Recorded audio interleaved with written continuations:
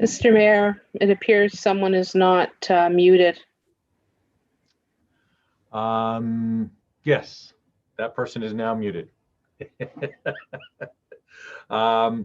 Thanks, Councillor Morin. And with that, we can get started with our February 1st, 2021 regular council meeting. I'd like to just start by acknowledging that we are gathered and Zooming on the unceded traditional territories of the Comox First Nation, and that due to the COVID coronavirus emergency, the City of Courtenay, with authority of Ministerial Order M192, Local Government Meetings and Bylaw Process, COVID-19, Order Number 3, implemented changes to its open council meetings.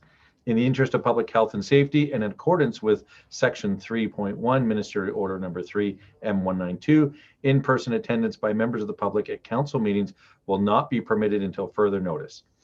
Council meetings are presided over by the mayor or acting mayor, with electronic participation by council and staff via live web streaming. And with that, we can get into the adoption of minutes. Move adoption. Second. Excellent. Are there any errors or omissions? Seeing none, if nobody is going to vote in opposition, then I'll assume that the minutes are accepted unanimously. And Councillor Hillian, you were going to vary the agenda? Yes, Mayor, it's been suggested we vary the agenda, so I'd like to move that item 4.11, the presentation by the BC Assessment Authority, be moved on the agenda to just prior to item 3.1. Second. Under delegations. All right, thanks very much. Moved by Councillor Hillian, seconded by Councillor McCollum. Thanks very much for that. All those in favor? Any opposed? I don't see anybody opposed. That's the bigger one. Thanks very much, Councillor Hillian, for varying the agenda. And with that, we will pass it over to BC Assessment to give their presentation. I believe it's Maurice Primieux. Does that sound correct? Yes, thank you, Maurice Primo. Yeah. All right, and I'll leave it to you. And if you do you have screen shares and stuff to do as well, or? Yes, should be ready to go now. Okay. Can everyone see my screen okay? Absolutely. Great. Well, thank you very much, City of Courtenay, for having me today. I'd personally like to thank Jennifer Nelson, Director of Financial Services, for inviting me back this year to do another presentation of an overview of assessment, and a little bit dialing down to some of the things that have happened in Courtenay this year with their annual assessment role. So this afternoon, I want to talk about some basics around BC assessment valuation, classification, key cycles and assessment dates, relationships between assessment and taxes, a little bit of an overview of the 2021 Courtenay role and the appeal process, and some other resources. So who we are, what we do, and how we do it. We were established in 1974 under the Assessment Authority Act as a result of a nonpartisan commission tasked with examining property assessment and taxation. The commission recommended creation of a province-wide assessment authority to fairly and independently value all properties in the province.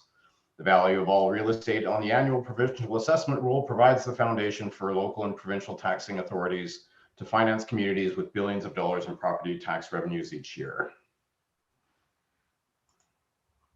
As you can see here, that we value just over 2 million folios in British Columbia each year, with a total assessed value of about $2 trillion, which raises about $8 billion a year in taxes for local governments and communities. So just a little bit of a foundational background as how we value properties. Residential and commercial properties are valued as of July 1st. Residential properties are typically valued based on sales, or what we call a direct comparison approach. Similar properties valued by sales of similar properties in the marketplace. Commercial properties are valued on income, on the income approach, based on income and expenses for the specific commercial properties. And then, of course, market value, which is the requisite knowledgeable buyer, willing seller in an open market with undue duress to negotiate a sales price, preferably with a real estate agent.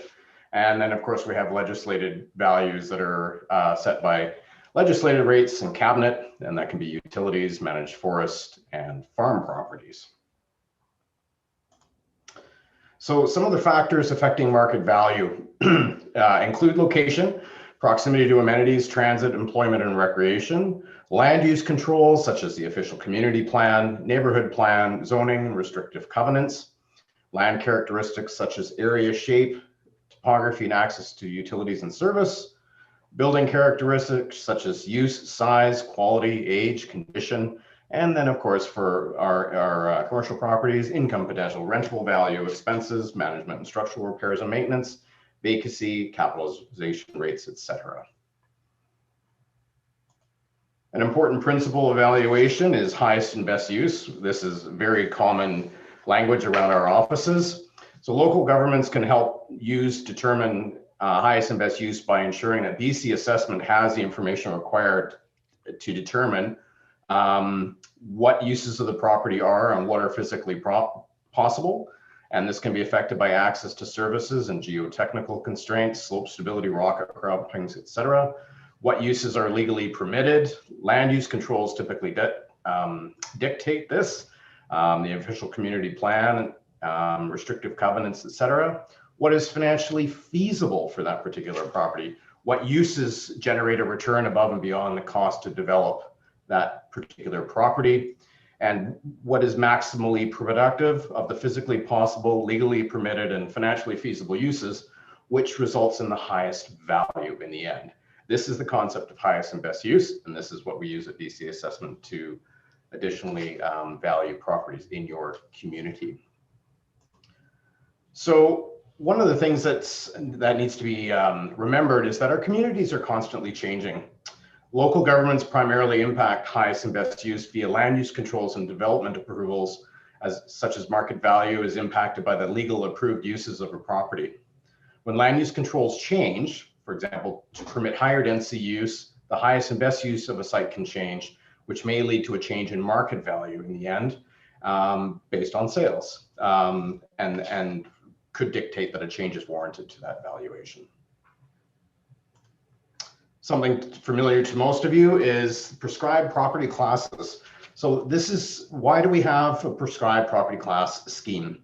Property classes allow a variable tax rate system with different taxes applicable to different property types. Partial or complete exemptions from assessment or taxation reside in other acts such as the School Act, Community Charter, Local Government Tax Act, Local Government Act, Taxation Rural Act, etc. So just to give you a little bit of a sampling of what may fall into each of the 9 prescribed property class regulations. Class 1 is residential, land and improvements or both used for residential purposes, and the list is quite exhaustive. If you think of anything that would be of a residential neighbor, a residential type from a single family dwelling, duplexes, multifamily, condominiums, manufactured homes, summer and seasonal dwellings, etc. The list is quite large under the prescribed property class regulation. Number 2, utilities, transportation, transmission, distribution by pipeline, telecommunications, transmission of messages by means of electric currents, closed circuit television, etc. Supportive housing, class 3 property must include the eligible supportive housing provided in Schedule B of the prescribed property class regulation.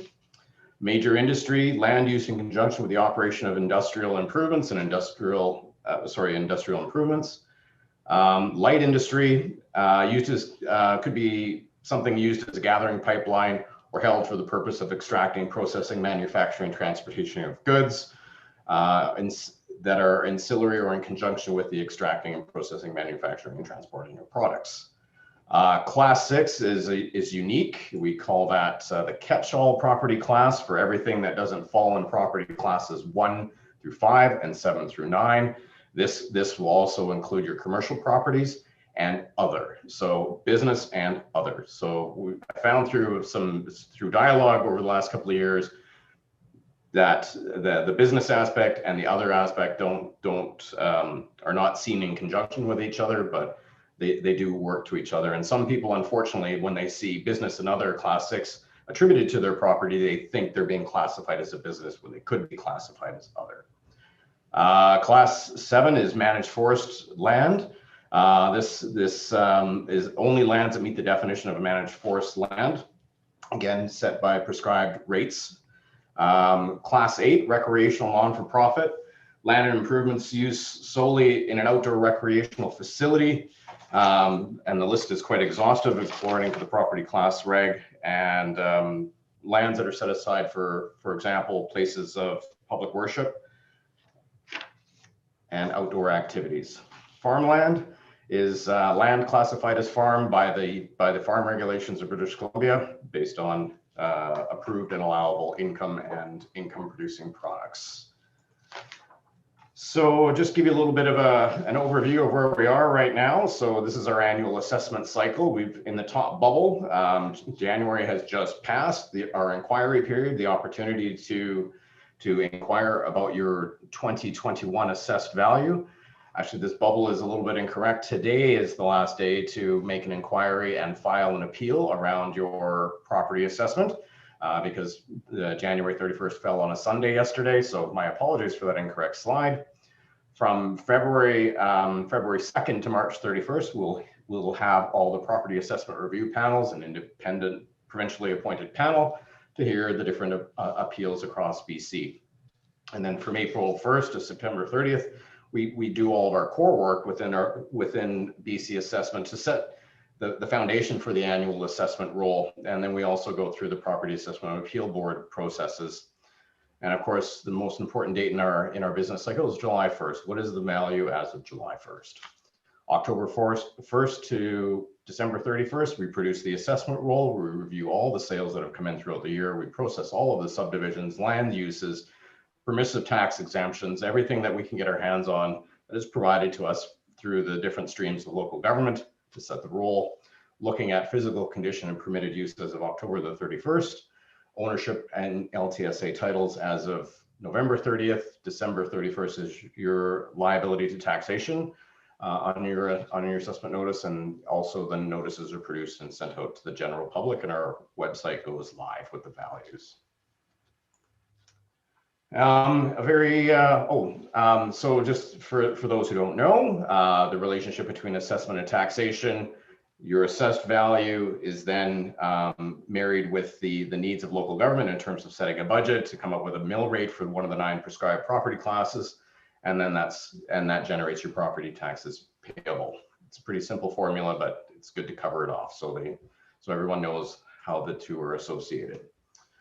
Impact of changes in assessed values on taxes. If my assessment went up 20%, well, my taxes go up 20%. A real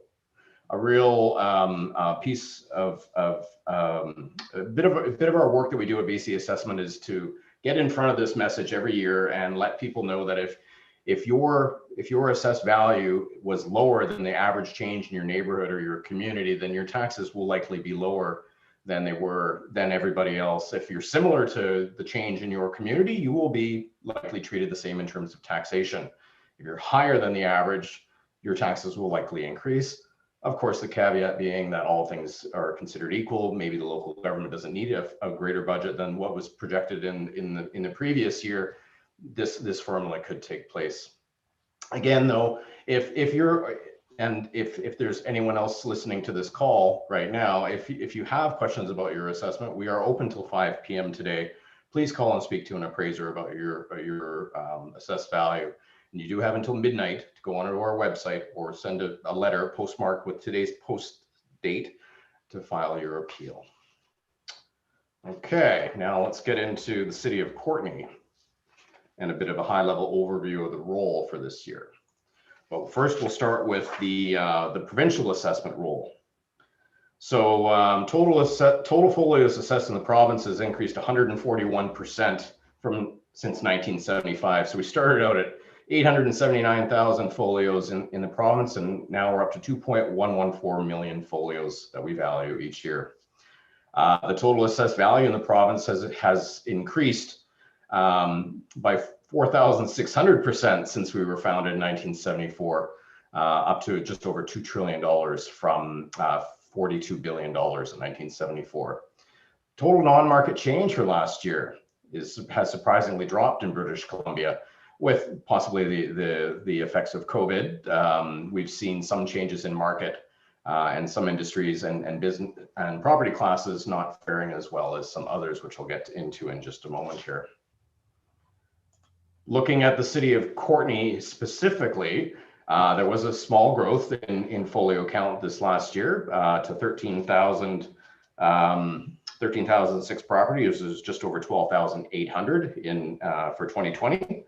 The total assessed value was increased this year, and that's the total value of all 9 property classes for the city of Courtenay is up from 6.13 billion last year to 6.6 billion this year. So some growth. Non-market has also changed actually quite substantially, and I'll get into that in a minute. It was 178 million in non-market change last year in comparison to 246 million this year. And, you know, just before I leave this non-market change piece, I want to go into it a little bit of a detail. So in case people are asking, well, what is non-market change? So market change is the result of a demand and supply for a real estate commodity.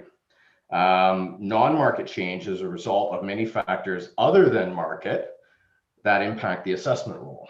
So an example of some of the followings that generate non-market change are new constructions, which will raise your non-market change, demolitions, which will bring down your non-market change, subdivisions, zoning changes, boundary extensions, property class changes, and exemption status changes can all impact the total value of the non-market for a community. Okay, next slide. So some of our stats that were published in our media release on January the 4th.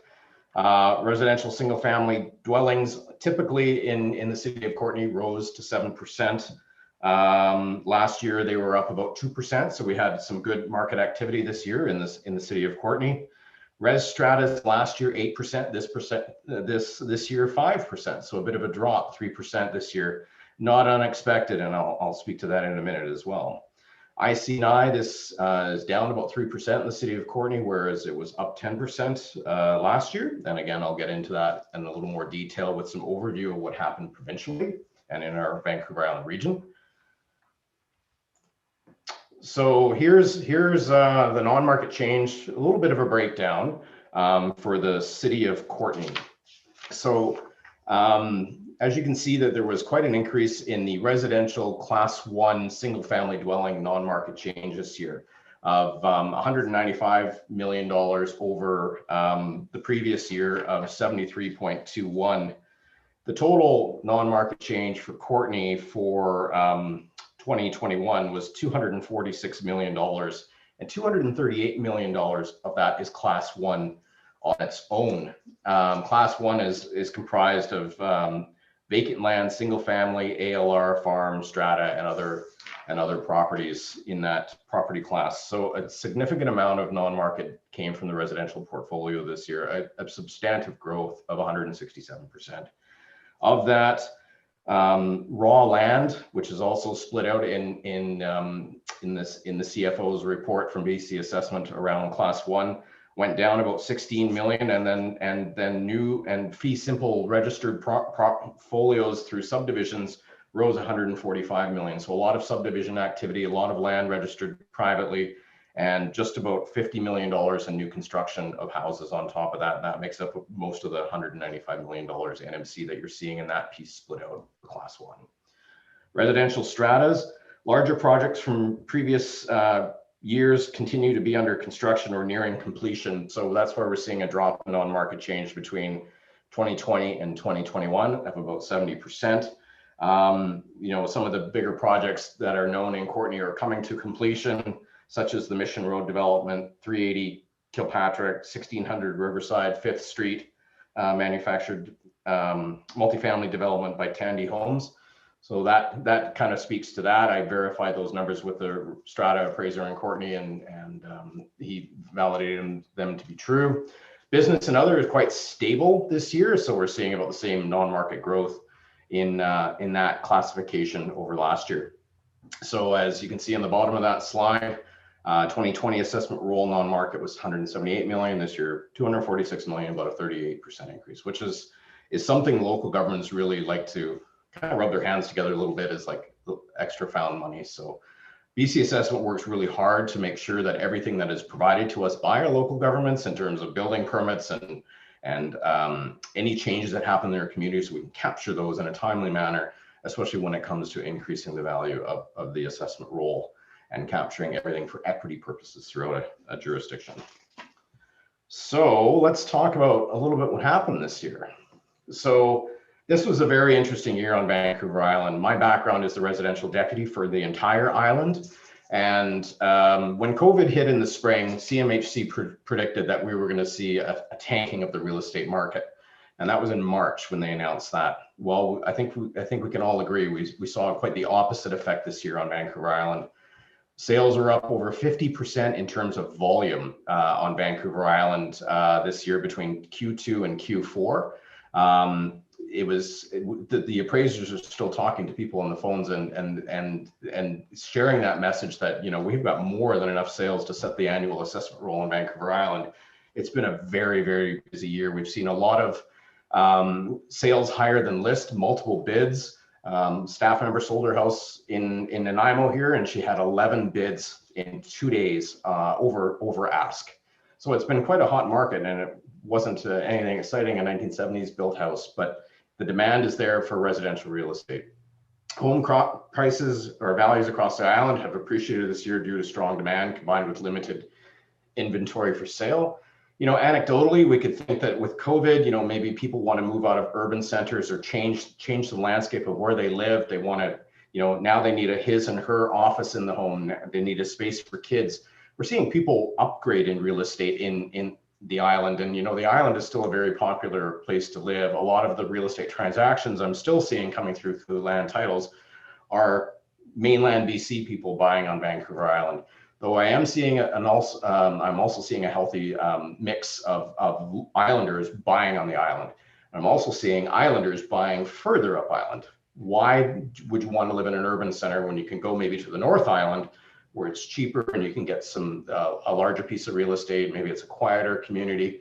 So we're seeing all sorts of trends across the island, which has really driven values this year. Typical values on Vancouver Island residentially have risen 5 to 10% this last year compared to the rest of BC. So it's been a very robust and vibrant year for the residential real estate market on the island. Yeah, and oh, sorry, I missed a point here. You know, some communities, smaller communities, which are not often thought about as destinations for purchasing real estate, Port Allen's 12%, Gold River 17%, Tassus 36%, Zabalas 18%. Untapped communities, like I was saying, where there's opportunities to get into the real estate market. And if you can work from home and they have a good internet provider, you can do all your work remotely. And a lot of people do.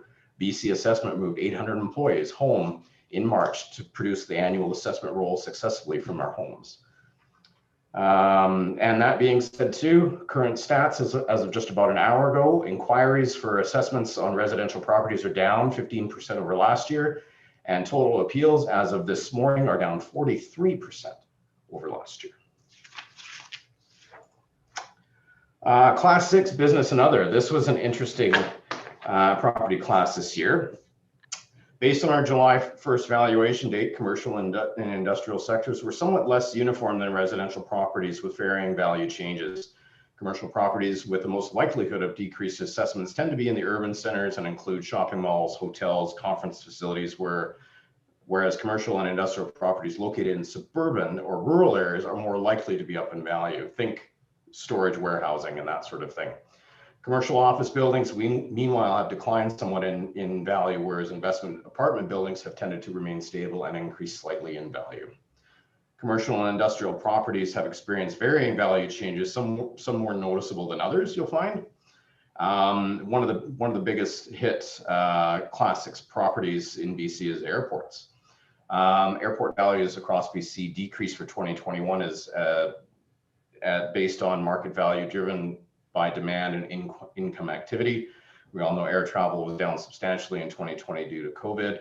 A drop in passenger traffic and hence revenues had a negative impact on this large commercial entity in BC in 2021. So just want to speak to this since we only have a few hours left in appealing. So I just want to cover these few points once again.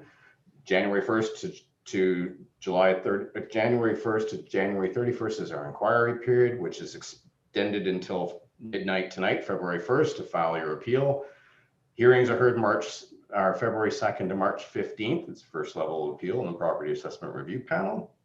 Then April 30th is your deadline to file to the Property Assessment Appeal Board. A more formalized appeal with a fee through the exchange of written briefs.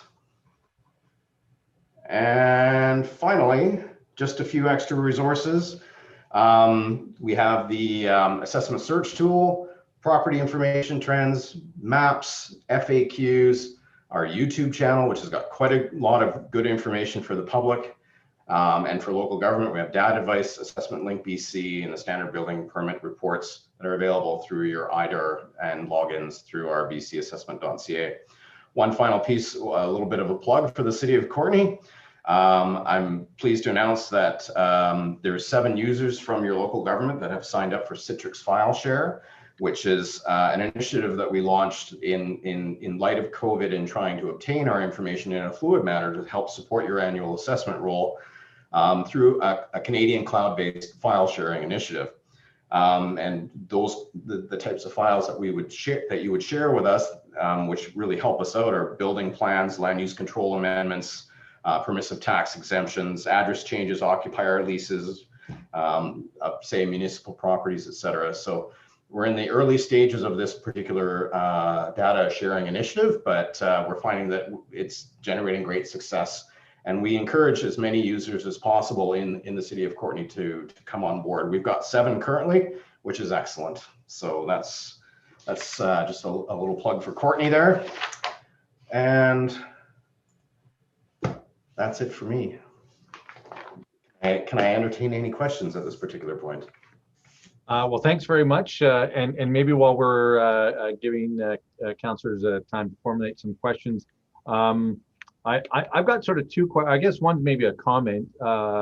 When you talked about the 9 different classes, and then class 6 is kind of business and it's a catch-all, I guess just a comment of why there wouldn't just be 10 classes and one could be business more sort of cleanly, and then you could have one that's that catch-all other. But it's probably something that's been contemplated, and there's probably a good reason for it, but I thought I'd throw that out there. Sure. I don't know if you want to comment on that, or if that's just well, that would be a legislative change through cabinet. Right. So it's meant to, if a property doesn't fit in the, if that peg doesn't fit in that hole for this particular prescribed property class, residential, supportive housing, light industrial, major industrial, then that class, or managed forest or farm. And if I've missed another one in there, it is then meant to go into that particular property class.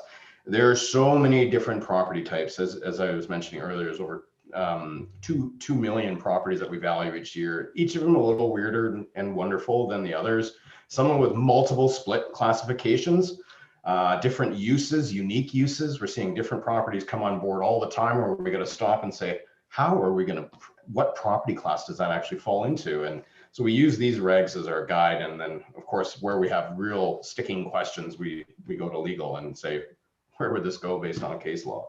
So I can't really say why they would have had a catch-all, but it's, as far as I know, that's been in place for just about as long as we've been founded. And it is meant to capture everything that's not available in the other prescribed property classes. Fair enough, and I knew it probably was probably something that wasn't easy. Something that came to light last year, and I'm still trying to wrap my head around it. I'm sure I'm going to get contacted over the next little bit. Last year, obviously with COVID-19, it was a big impact to the hoteliers in the area.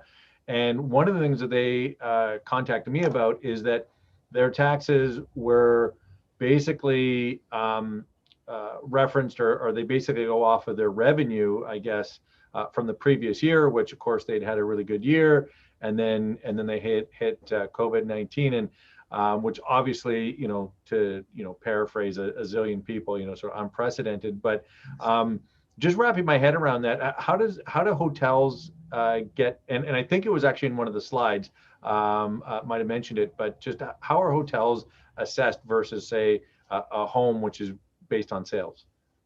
Well, because COVID-19 was quite a unique impact to our annual assessment role, we actually formed a provincial group within BC Assessment to examine hotels, because they were impacted quite a bit differently than residential. Residential is based on, a direct comparison approach of similar properties in that property category. With the commercial properties, BC Assessment had to very carefully consider the impact overall in the province, and then look at any anomalies outside, and try to make some adjustments to those values based on what their projected recovery might be in the near future. So those values came down quite a bit this year, and I want to say probably about 30%. If I'm going from memory here, I have to consult with my business and my commercial deputy, but I'm pretty sure they're down about between 20 and 30% this year. They took a real hit. Shopping centers took a hit. Industrial lands, we found there was some real demand for industrial land, warehousing, storage, and that sort of thing.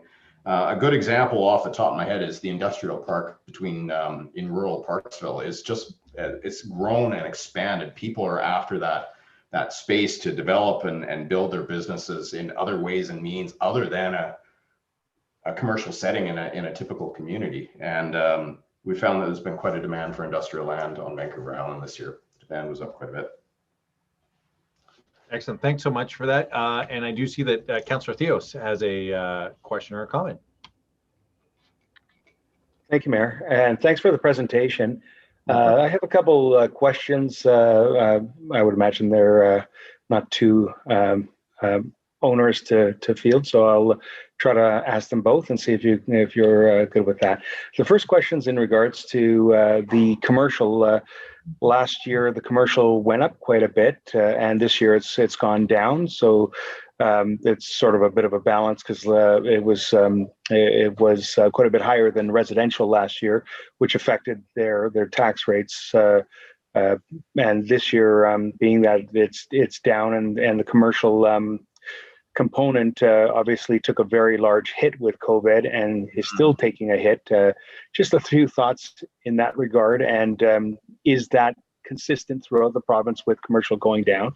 And the second question is in regards to foreclosures, whether it was similar to last year in foreclosures, or whether there was a difference one way or the other. Thank you. Okay, I cannot answer the second part of that question in terms of numbers of foreclosures. I can talk with my colleague, the deputy assessor responsible for commercial properties, and see if she can provide me something around that for the city of Courtenay. But I was even thinking for residential also, if possible, please. Okay, sure. Thank you. Thank you. Yeah, I'll look into that and I'll reach out to you with that information. But in terms of the commercial market, as I was mentioning to Mayor Wells, BC Assessment sat provincially and determined how to look at the different properties that are affected by Class 6, and that's everything from airports to a mom and pop to a big box to shopping centers, you name it, anything that's commercial related. And had to make some real strong determinations about what the markets were doing in certain areas, and then really look at equity in terms of how are they going to value these properties, throughout the province based on what's happening. Very conservatively, there's two sides to it. There's looking at it and trying to determine what the market was, how badly it's really shifted, what is the recovery horizon for that kind of property type, and that came into play in terms of determining where the value should really end up through an analysis of a lot of data and expertise in the commercial property segment. The commercial market and the residential market were apples and oranges this year. Completely different movements. As I mentioned earlier, my first slide was not, CMHC predicted a falling real estate market this year, where we saw the complete opposite in quite a strong degree on Vancouver Island and elsewhere in BC. I don't know if I answered your question to the fulsome answer that you wanted, but no, that's good. That's good. No, I appreciate you you adding that feedback. Thank you very kindly. You're very welcome. Excellent. And I don't see any further questions or comments, and which is probably because you gave a very thorough presentation today. So I really want to thank you for kind of enlightening us on how things changed. And maybe if I had one question, I know, we heard about how sort of hot the market is on the island. How does that compare, say, with Vancouver or centers on the mainland? It's really relatively comparative. We saw some where we saw a bit of weaker growth was the strata residential market throughout BC. And we anecdotally, again, we kind of, why is that? Stratas were really hot a while ago. Now they're kind of faltering. And we kind of deduced, like I say, anecdotally, okay, maybe the whole family is forced to work from home. The husband and the wife maybe need separate working spaces. Okay, my kids are driving me crazy. We need a room for them. Some people want land, they want privacy, they want separation and segregation from people. They want some privacy, COVID fears. They want to have their own land to raise their families. But we've seen very similar growth in the rest of BC in the residential market that we have on Vancouver Island. Vancouver Island continues to be a very desirable place to live. And like I was saying, based on some of the land titles transactions, there's a lot of mainlanders coming over to the island and getting away from the densely urban populated centers and coming to where there's more availability for outdoor recreation, opportunities for working where you want to work, being able to work remotely from your company, maybe in Vancouver. We're seeing a lot of that as well. Further to that note, I don't want to close the door on any questions. If there's anything that comes to your minds after I depart this afternoon, please send them onward through Jennifer Nelson, and I'd be more than happy to get back to any of you. Thanks so much. I really appreciate it. And I have to say that the BC Assessment folks have always been really good at getting answers. You're always at ABIC and UBCM events, not that, they're all virtual right now, but when we've had those conferences, you guys have been absolutely amazing. And just through the weirdness of my life, I have a house that the address was wrong here in Courtenay that you guys helped me with, and another property where the purchase size of the property ended up being wrong by a magnitude of I think 4 or 5 and of the actual, and so you guys are really helpful in moving through those things, and so I think it's something where you guys do lots of stuff, but you're so accessible. I just want to thank you so much. Excellent. Well, we strive to get it right, and where somebody will bring an error to our attention, we'll definitely fix it. So we want to get it right and produce it on the roll, so you have a stable roll. So. Excellent. Thanks, Maurice. With that, I'll assume that is 100% unanimously received, unless somebody waves their hands in opposition. And with that, we can go into our delegation for 310 Hunt Road. We have Kevin Brooks, Len Wensbrough, and Andrea Scott. I think I got those names relatively close. If somebody would like to move and second that. Move proceed. Second. Excellent. Thanks, Councillor Cole-Hamilton and Councillor Morin. And with that, I will, Kevin, maybe I'll give it to you, and you can take take control here. Thank you very much, Mayor and Council, for the opportunity to speak. Can everybody see my screen? Yep. Excellent. So I'm going to run this through a PDF, just because I find PowerPoint and Zoom don't always work super well together.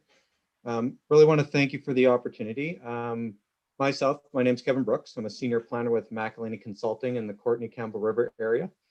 Tonight, we also have Len Wensbrough, who is the owner of the property at 310 Hunt Road.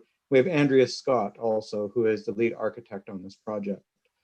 I have a brief presentation just to really talk about sort of the vision of the project and give a high-level overview of the project itself, and then some opportunity potentially for council to ask us some questions. Oh, there we go. See if we can get this to work. So context, the property is 310 Hunt Road, which is located on the corner of Ryan Road and Hunt Road. Give you a little bit of better overview. The property itself to the south and southwest is bounded sort of by predominantly commercial uses and mixed commercial uses. And to the north and sort of northeast is bounded predominantly by mixed residential uses. One of the key considerations when we've been looking at the site design itself really has been the adjacent residential parcels and the concerns of those residential properties. So when we look at our proposal, we're proposing to rezone from the existing land use contract zone to a CD zone to permit a 93 unit 4-story hotel. The presentation really is just going to be an overview of site design, building design, environmental considerations. While I'm speaking to the site design and building design, I will be speaking to the concerns that we heard from the neighborhood and a lot of the environmental considerations because they're part and parcel in how we've designed the site. And then I'll give an overview of what those environmental considerations are. So when we look at the site design, one of the key things is we shifted the building forward as far as we could from that northeastern property line to create a larger buffer between the existing residential homes and the building itself. We've integrated pedestrian connectivity both out to Hunt Road and out to Ryan Road specifically. We've included 10 electrical vehicle stalls along the back portion of the property on the eastern side of the building. And we also proposed the initial site design, we actually had 2 accesses onto the site, but we found out that there are some protected tree species adjacent to one of our access points.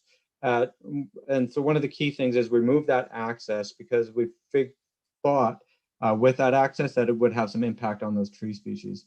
What that allowed us to do is look at controlling traffic in a different manner while protecting some existing native vegetation in the area. Again, with our landscaping, listening to some of the key considerations from the residential adjacent properties, we're proposing a solid cedar fence along that property line. Again, with the ability to move the building as far forward as possible, we're proposing a 4-meter wide landscape buffer with fast growing hedge that will act as an acoustic and visual buffer between the residential property and the hotel property. And then the rest of the site, we're adding in landscaping to break up the massing of the building, but also to break up the overall parking lot also. Some of these landscaped areas are going to be used to supplement some of our stormwater management for the site itself. This is just a rendering showing what the large hedge will look like at full growth. It will take approximately 5 years for this growth, and then after that, it will be maintained. And like I said, it'll create that sort of both that visual buffer and that acoustic buffer from our proposed hotel. If we look at the building itself, it's a hotel that has using hardy plank as the principal siding in multiple colors to break up the sort of overall massing of the building. We're using some stone veneer as highlights to create some bump outs and that to create some visual interest to the building itself. And that's happening on both sides of the building to create that visual interest and to break up the overall massing of the building itself into smaller fields to create some visual interest. And this is a rendering approximately from the crosswalk at Hunt and Ryan Road. Obviously, the landscaping isn't shown on this particular rendering.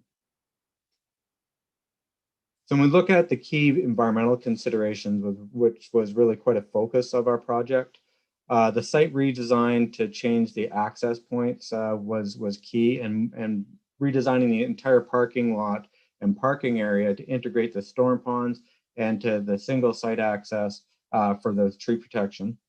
A big component of this entire project was the building efficiency component. The building itself has been designed to step code level 2 as per Courtenay bylaws, but we actually exceed that a bit. But also one of the key things is that we have signed on to what is called Green Engage, which is actually a building monitoring and management tool.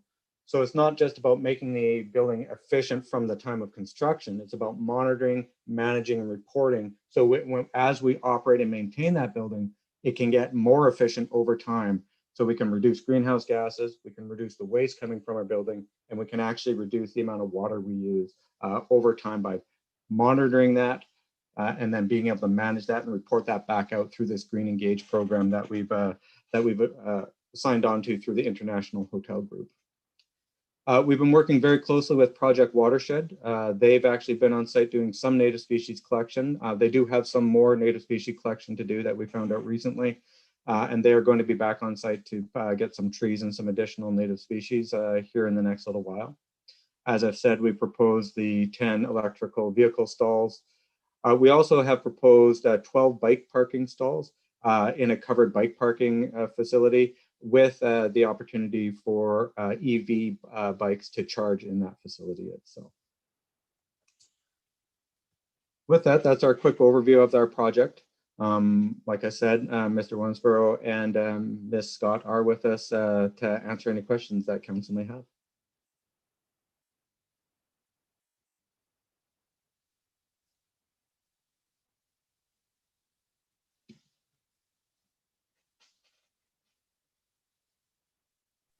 Sorry, Mayor, your mic is off.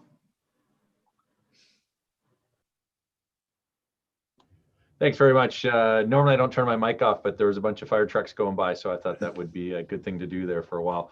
My apologies. Yeah, I do see that we have a couple of folks that have some comments or questions, and I'm, obviously it's pretty exciting to see the number of electric car stalls and even e-bike stalls right off the bat. But I'll pass it over to Councillor Hillian. Thank you, Mayor, and thanks for the presentation. You've noted some thoughtful elements that have gone into this design. You will have read the traffic study, though, and anybody who tried to mail a parcel during the Christmas season and go over to the post office in that neighborhood, or people who commute and shop there on a regular basis, know that the traffic is very significant, and there's issues with getting access back onto Ryan Road once you've come off it. The traffic study indicates some intersection failure in the coming years. That somehow isn't consistent with how you characterize this as an ideal site. I'm just wondering if you have any comment on that aspect. Thank you very much for that question.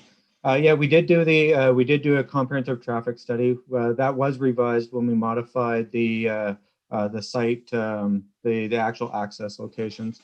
It is, I believe, at the 2032 timeframe where it says that the Back Road Ryan Road intersection will start seeing some challenges. With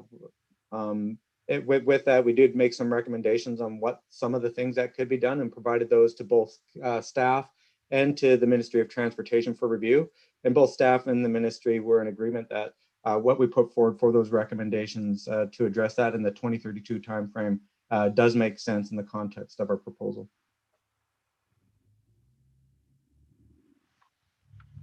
All right, and Councillor Frisch.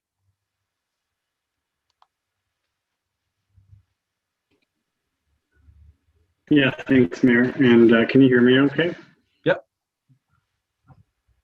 Yeah, thanks for the presentation, Kevin and Lynn and Andrea. I had a question about the rain gardens and water retention and water runoff on the site. Do you think your rain gardens will have enough capacity to handle the water that runs off from the pavement? Through your worship, to Councillor Frisch, the rain gardens won't be able to deal with all of it, definitely not, but they will be able to help attenuate with their overall sort of stormwater management plan that has been developed by our consulting engineer. So they won't deal with all of it, but they will certainly help attenuate. Okay, well, that's fair. And I wonder if you see any best practices coming up that use permeable surfaces instead of asphalt. At this stage, we haven't reviewed that, but it's certainly something we can go back and as a team and talk about, for sure. Okay, thanks very much. And Councillor McCullum. Thanks, Mayor, and thanks for the presentation, Kevin. I had a question. I didn't really see it addressed specifically in the report, and it hasn't come up yet tonight, but I'm imagining in the future, with this new commercial building backing on to these residences, they've raised concerns around noise and privacy, but nothing was mentioned around lighting. And I know from other correspondence that we received that bright commercial lighting can have a real impact on residents. And I'm wondering if any thought's been given on how to mitigate lighting on the back of the building. Thank you, Councillor McCollum. That's an excellent question. One of the reasons of the tree species that was chosen, it actually will create a wall of vegetation, which will help deal with lighting, but also by using direct cutoff lighting, you can actually direct the lighting in a manner that does not spill sort of sideways. And that would be the approach that we'd be taking to control lighting coming off the building that could potentially impact the residential uses. But excellent question. Thank you very much for that. Thanks for the answer. Excellent. And I don't see any, oh, hang on. Just under the bell there, Councillor Hamilton. Thank you very much. I know my microphone is terrible, so I'll just plug in.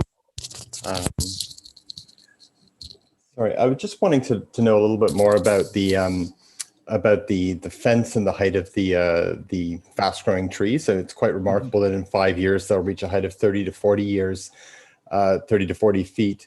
I'm just wondering, for the initial time frame, how tall will the cedar fence be, and how tall will those fast-growing trees be at the time of planting?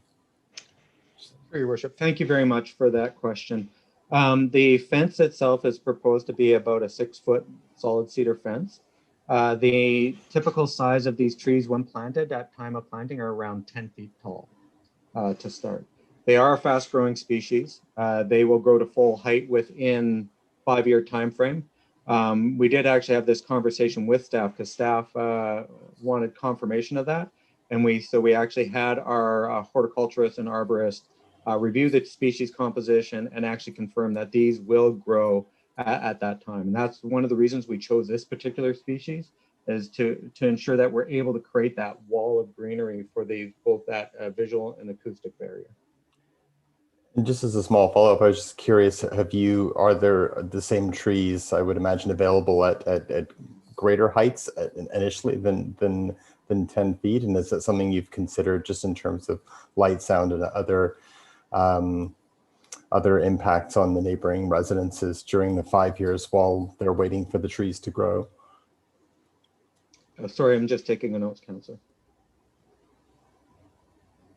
That is certainly something we'd be happy to look into. It's not something we looked at this stage, but we'd be happy to look into that and get back to Mayor and Council through staff, through Mr. Fitzgerald. Okay, yeah, certainly given the height of the building, it would be interesting to have a bit more information on those options. Okay, thanks for the presentation. Excellent. And we have Councillor Theos. Thank you. I appreciate the presentation, Kevin. My question's in regards to questions I hear often with buildings, the form and character of the buildings, and the fact that there's a few buildings, commercial buildings in that particular area that are more of a kind of a boxy shape. Now, this building, the rendering of the picture, I don't know if that's going to be similar to what the final outcome is with the flat roof, etc. But is that going to be the scale or the form and character of the potential prospective hotel that you're moving forward with? Through Mayor to Councillor Theos, yeah, as you can see with the rendering I just put up, this is the design of the building, and as we proceeded, you can see that we've tried to do some things to create some variance in the roof alignment, but the nature of the building, let's take a step back. When you're trying to design an energy efficient building, the biggest thing that you need to do is actually to have a really, really tight and compact envelope. The best way to achieve that energy efficiency, sadly, is through a rectangular building. So what we do to try to alleviate that massing impact when designing a building is to have, for features such as this portico that you see here, the rock features and things of that nature, to create some aesthetic interest to it. But as I said, one of our key elements is really looking at how do we reduce greenhouse gases, how do we reduce the energy impacts of the building, and then what can we do to make the building aesthetically pleasing once we've achieved some of those key elements. And so what we've done is that color variation, the stone veneer, and the wood accents that we proposed on the building. This is the building that we intend to construct. Like our energy modeling that we've done has been based on this building that you see before you now. Okay, thank you. Excellent. And maybe I'll just ask a quick question in addition as well. Obviously, as a hotel, it's going to have all the hotel suites. Are there going to be other amenities like restaurants or meeting spaces, that kind of thing, or is it pretty much going to be just spaces or rooms? Thank you for the question, Mayor Wells. The intent is that there'd be meeting spaces and a pool associated with it. At this time, I do not believe that we'd be looking at a restaurant at this facility. Yeah, no, fair enough. And I think Holiday Inn Express usually has like a little buffet breakfasty kind of thing sometimes. Yeah, okay, all right. Excellent. I don't see any other further questions or comments. So maybe with that, we'll accept your presentation unanimously. And thanks very much for your time. Thank you very much, Councillor, Mayor and Council. Excellent. Next, because we did vary the agenda, we have the lease agreement for the Courtenay Marina. I'll move the recommendation, Mr. Mayor. Second. Excellent. And I'll pass it over to staff. Thanks, Mayor. I'll pass this over to Kate O'Connell to summarize the report and take any questions that council may have. Great. Good evening, Council. I'm bringing before you a release recommendation with the Courtenay Marina Society. The marina has been in place and been operating and maintaining the marina site for a number of decades now. Basically, the society has existed for over 25 years, and it's a non-for-profit governed by a board of directors. The Marina Society has been, in addition to maintaining this space, has also been doing some significant capital improvements to ensure continued access to the Puntledge River to the benefit of the Courtenay community on whole and some other user groups. So the discussion for tonight is really about whether or not the city is interested in extending or renewing the lease or creating the new lease.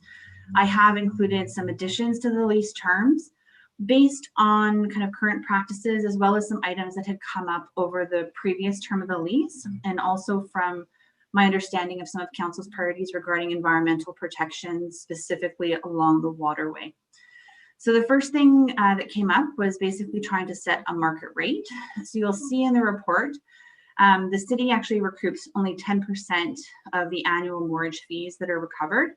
The balance or the remainder of that recovered funds or that revenue funds goes into the ongoing maintenance, as well as any non-maintenance related costs go into doing larger capital improvements, such as replacing the boat ramp or some major infrastructure there.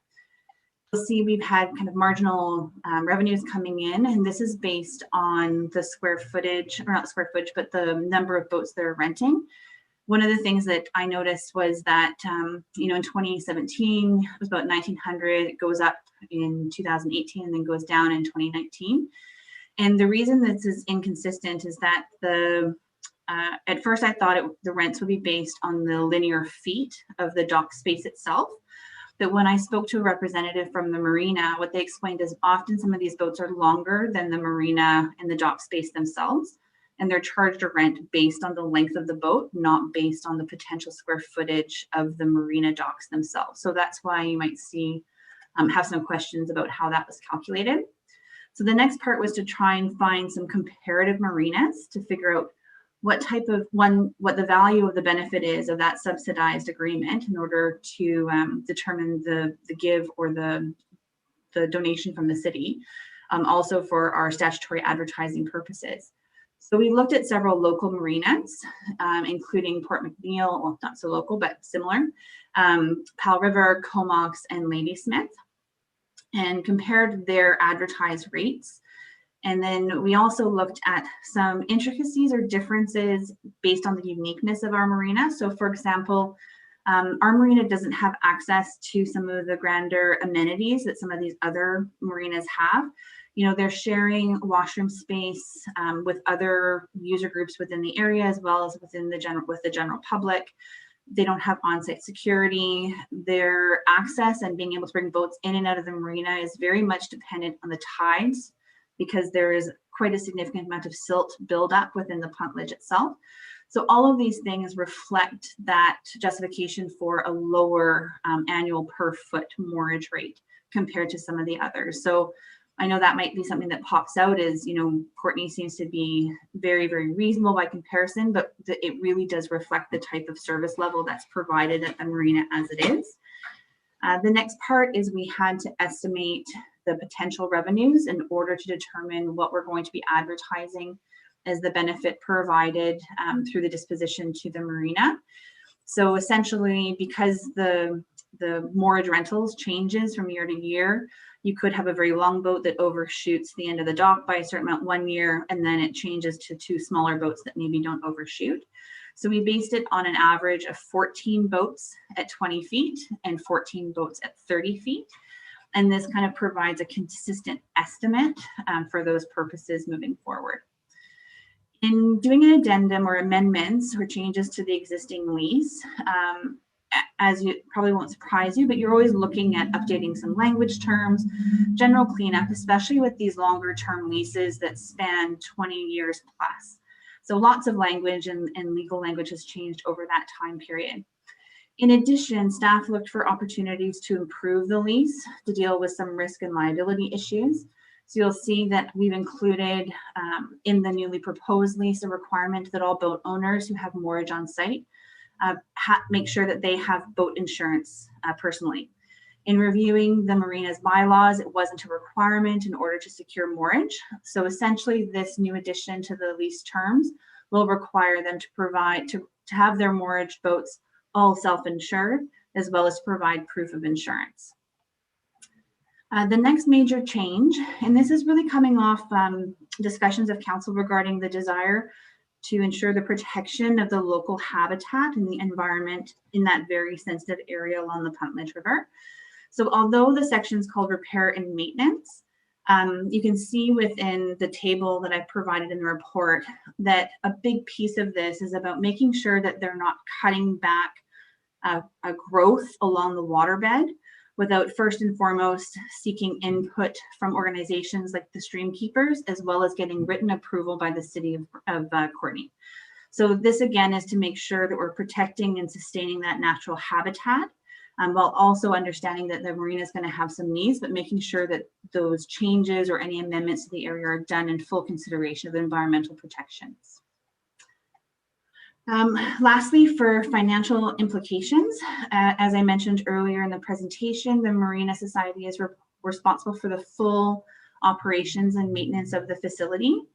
In order to, because the lease does represent a below market value, because that balance of the moorage revenues is going towards the maintenance and larger capital improvement projects, we do have to provide notice to the public and follow Section 94 and Section 24 advertising requirements.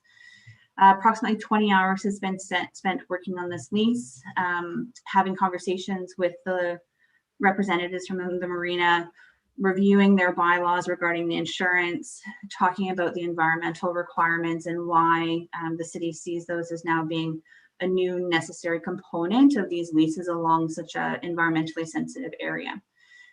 And that's essentially it. And then obviously, if you've got any questions, I'm happy to answer what I can.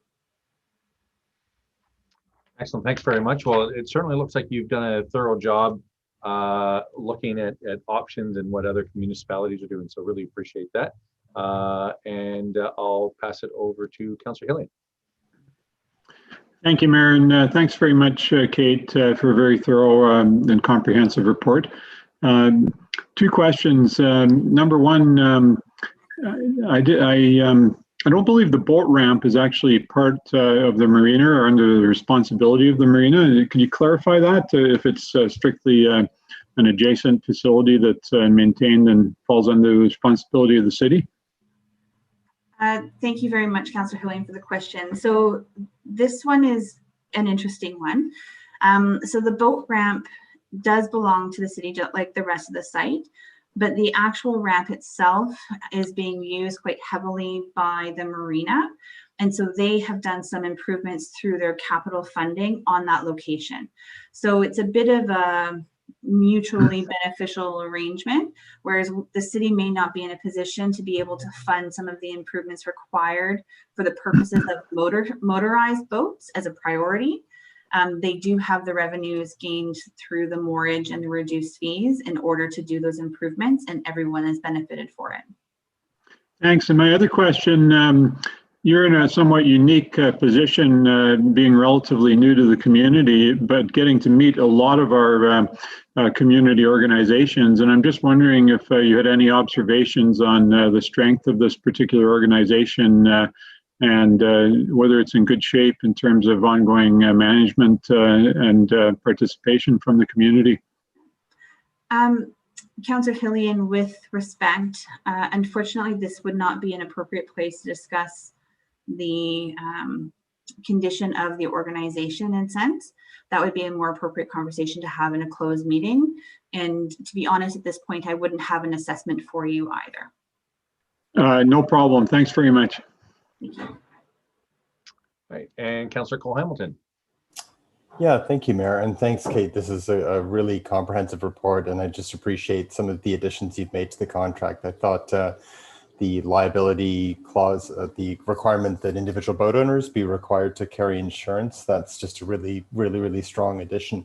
And it just raised a question in my mind, and you'll probably know the answer to this, that I think it's section 19K talks about some areas where the society would indemnify possibly indemnify the city. And I was wondering, for areas where the society is in a position required to indemnify the city, does the insurance that they're required to carry ensure that they would have funds to do so? Because often, I read that they've done $100,000 of work to the area, so clearly they have some resources, but it might be beyond their capacity as a society to make good that indemnity clause. Thank you very much, Councillor Cole-Hamilton. Yes, in addition to each individual boat owner maintaining their insurance, the Marina Society is responsible for maintaining various types of insurance that would indemnify the city in the event that there was an accident or a mishap within the marina location. At the same time, when we set the limits or the expectation of the limits of the size of the policies, those are based on the recommendations from our insurance providers. So that's something else that Barrett's group within the finance division has also been reviewing and updating as we go. You saw some changes in the air park. You're seeing changes in other areas and even in city liability. And the other part of this is, in addition to the insurance that the marina maintains, the city also maintains separate insurance on this site because it is an asset of the city. So we have individual boat insurance, we have marina insurance, and we have the city insurance as well. So we're just layering protection as much as possible. It's like a belt and several types of suspenders. That's really good to know that things are well covered. And I just have one other short question, which is, it's really pleased to see that the tenant is required to maintain receptacles for the disposal of oil and other waste products, which is wonderful. I was wondering if it wasn't mentioned there whether they happen to have facilities on site for dealing with small spills as they happen, like oil or varnish or things like that, just given how sensitive the area is.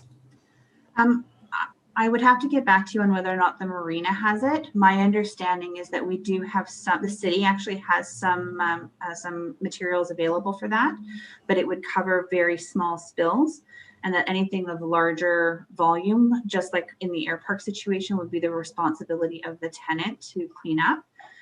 I can definitely look into that portion to see what they've got on site and get back to you on it. Thank you. It seems that some sort of small spill kit that's readily accessible right there on site. So if it happens, you can just deal with it as quickly as possible. That would be fantastic. Okay, thanks so much. My pleasure. Excellent. And Councillor Morin.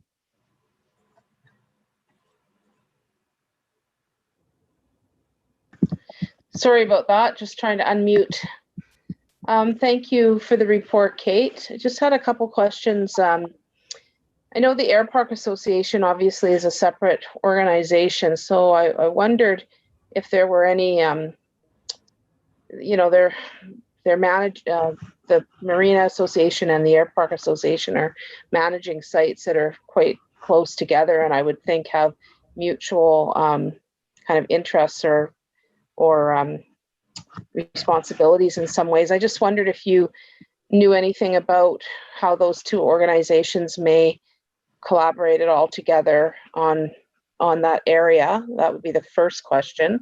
And then the second question was around, it was my recollection that we had been talking quite a while back about possibly some storage, and I can't remember if it was at this site for some, I think, downrigger canoes or something to that effect. And I just, I know that it was prior to your time, but I just wondered if you could provide an update on that. Thank you.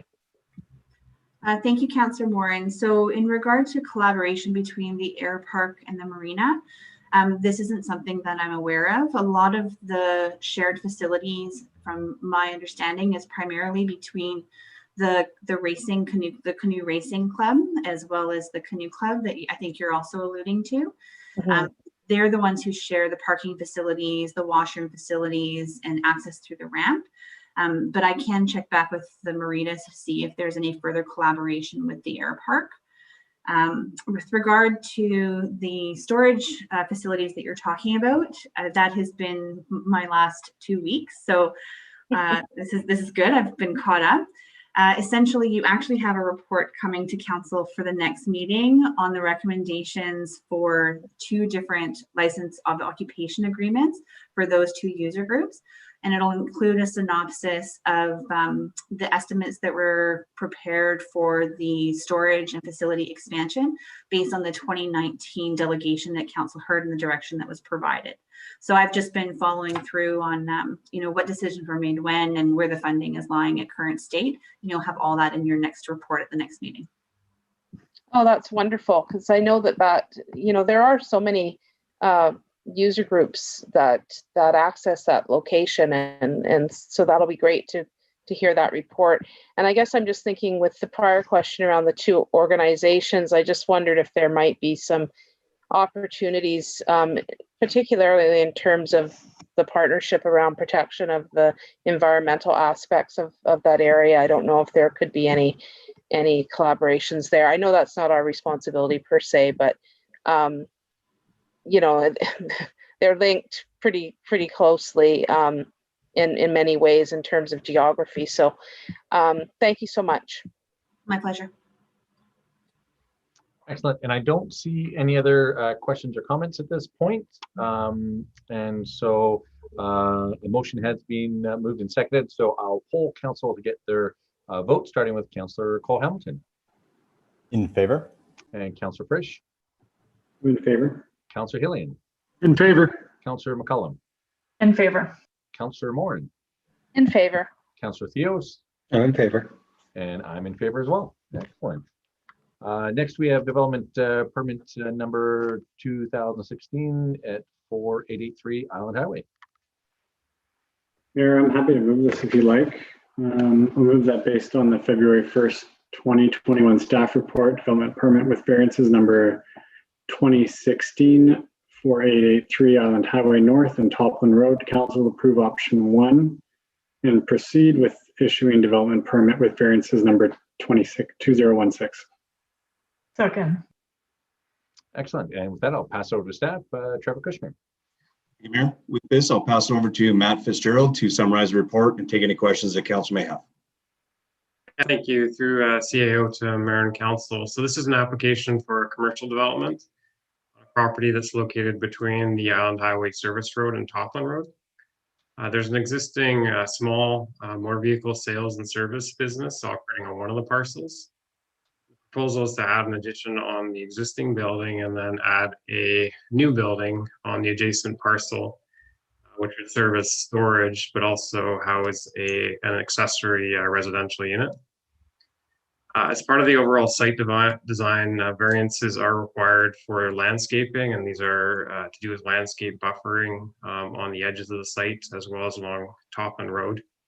And there's a figure provided in the report, figure 4, which shows exactly where the variances are. A public meeting was conducted to obtain feedback. 4 neighbors responding, noting concerns with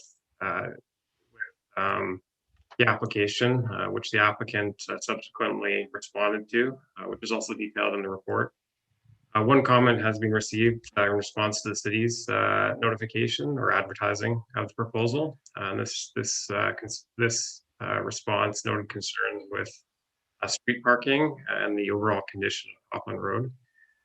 Staff's assessments of the variances are that they're minor, and staff are supporting this proposal and recommend its approval. With that, I'll take any questions. Excellent. And I don't see any questions just yet. But maybe that's because you did an excellent job explaining things. Oh, there's Councillor Cole Hamilton. I'll pass it over to you. Yeah, thanks, Mayor. And thanks for the report, Matt. This is more by way of a comment. I know the variances are to do with the landscaping, and I want to say that I have no problems with the variances suggested, and I just was impressed that the landscape plan included items such as 7 Gary oak trees, which is a valuable addition, and also even some edible landscaping if you enjoy Saskatoon berries.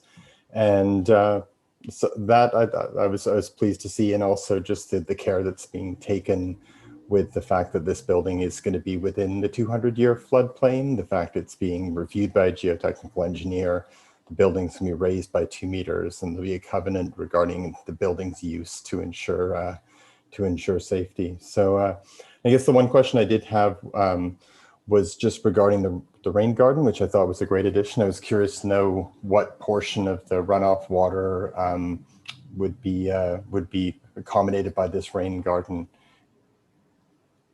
Thanks for the question. Through CAO to Mayor and Council. So at this time, they haven't done their detailed civil engineering of the proposal, but the requirement is that the pre and post development holds up to the 1 in 25 year rainfall event. So they'd have to design to that standard.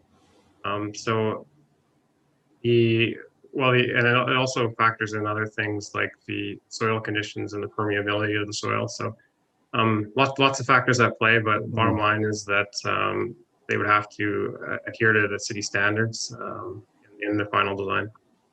And could I ask just a short follow-up, which was just echoing what Councillor Frisch was saying on the previous development, whether it's possible to incorporate permeable surfaces, and I don't know if the fact that it's in a floodplain would complicate that at all. Thanks for the question through CAO to Mayor and Council. So I guess just for clarification, this proposal is not in the floodplain, and it's the next one is a similar proposal, so that one is in the floodplain. Oh, so sorry. Okay, my apologies. I had. Okay, well then, scratch the floodplain part. Would the permeable surfaces still be appropriate in this area? Thanks for that question. I think just go back to the previous comments on it. It really depends on the condition of the soil, and if the soil can allow water to infiltrate that way. And certainly if that's the case, then that could be one mechanism that the civil engineer uses in their design to handle rainwater. Yeah, sorry, I see it's the adjoining property that was within the floodplain, so my mistake on that. Thanks. Thanks very much. All right, and Councillor Morin. Great, thank you, Mayor, and thanks for the report. Yeah, I echo some of what Councillor Cole Hamilton said around the landscaping and the Gary Oaks, and overall, I thought that this proposed plan seems to enhance that area in that regard and others. I also appreciated the addition of the residential suite. Living in a commercial residential area, I think that it would be great to see more commercial buildings incorporate living space, as of course to address our housing issues whenever it's appropriate. So I appreciated seeing that. It does bring an element to a more commercial area that can be quite desirable in terms of during the day the resident knows that the building is safe and secure, and vice versa for the evening. The business knows that someone's watching over. So yeah, I thought there were some great elements involved in this plan. And the one question I guess I have is, there was one person who had some concerns about parking on Topland Road, and from my viewing this, I didn't see that. It looked like there was a lot of parking proposed on site and nothing that was proposed on Topland Road, or any intrusion onto Topland Road that I could see. If you could just verify that. Thank you. Yeah, thanks for the question. Through CAO to Mayor and Council. So that's correct. The site design and I guess the formalization of the parking lot will allow for parking on the site. But I guess, you know, to the comments made by the member of the public, this road is quite narrow. It's only about 33-foot wide right away. So it is very tight, and given that the applicant is providing required parking on the site, I can't see people parking within the right of way. Great. Just for clarification, was there not even additional parking being provided over and above? I thought that was the case, but maybe that's not right.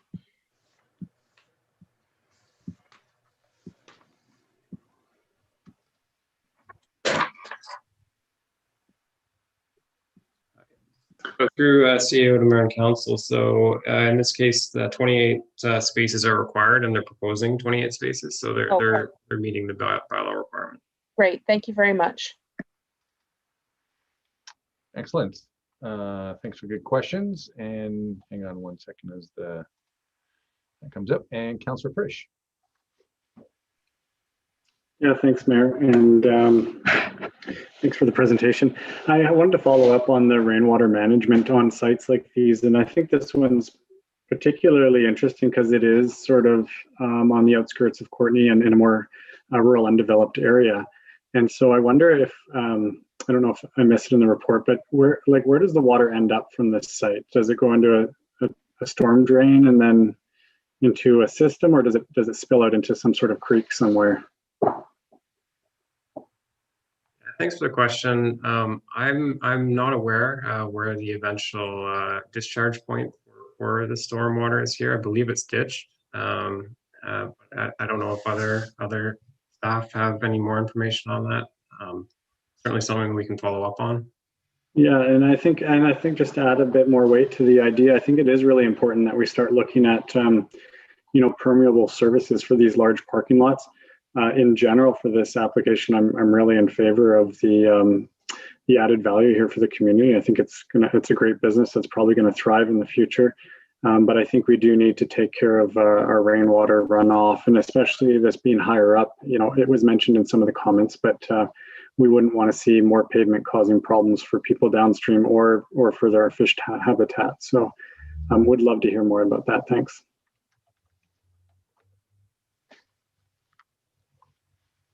All right. And Councillor Theos. I was going to ask in regards to the improvements for the road. If you could just elaborate on that a little bit, that would be appreciated. Thank you. Thanks for the question. Through CAO to Mayor and Council. So as part of the building permit process in this case, the applicant would be required to upgrade all frontages. So that would include Topland as well as the North Island Highway frontage road frontage to current urban standards, or current city standards.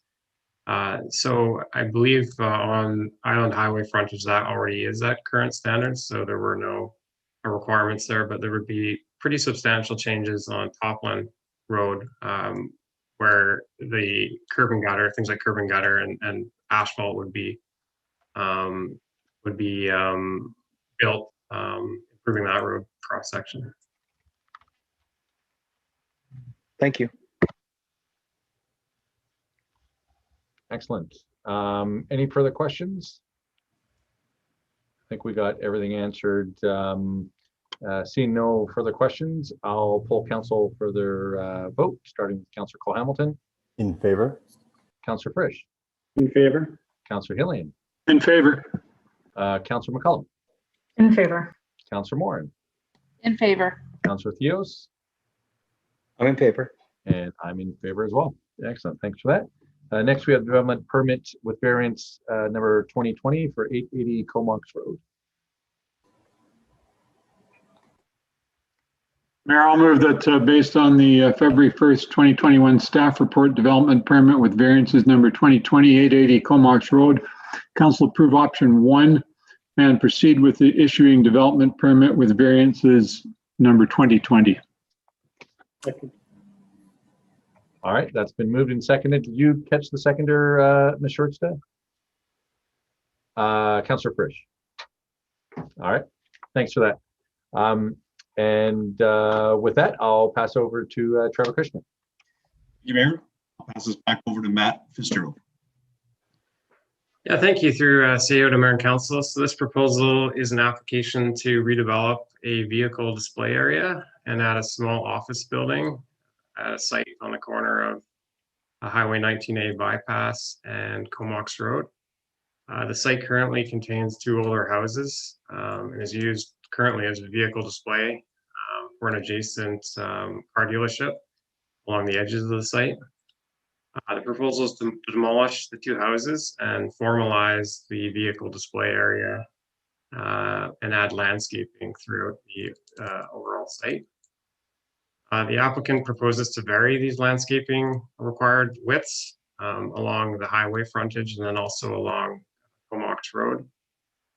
A public information meeting was held and the applicant summary provides that no attendees attended and no comments were submitted.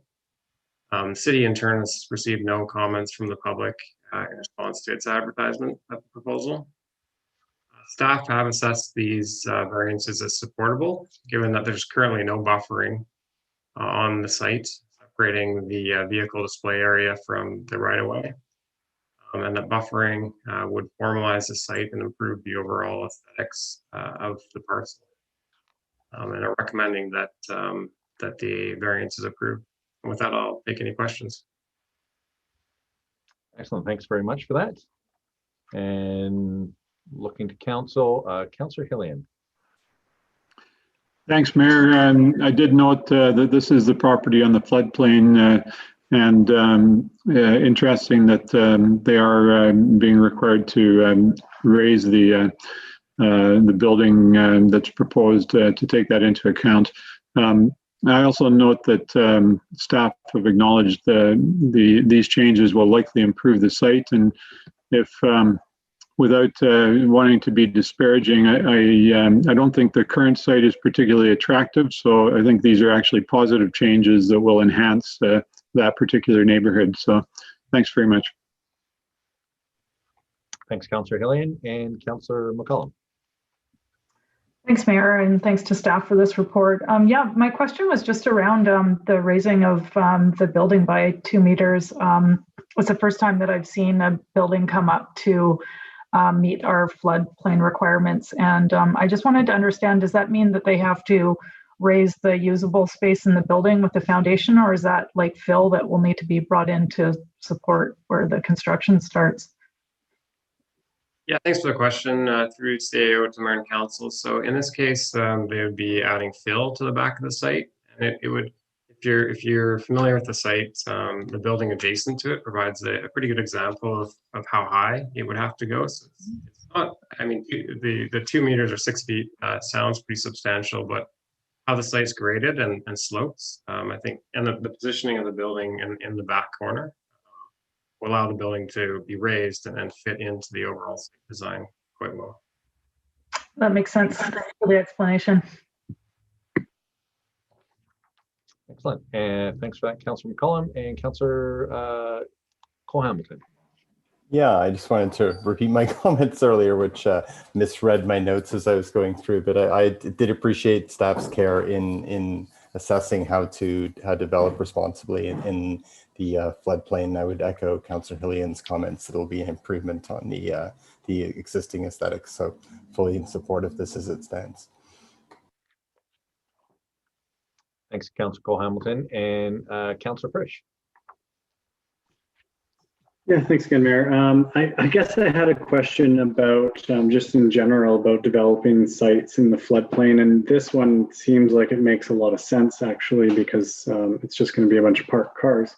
But I wonder, being retail and office space, if we would, as the city, allow a bigger development to go in here and raise the whole thing up by 2 meters. Is that something that's allowed currently in our OCP?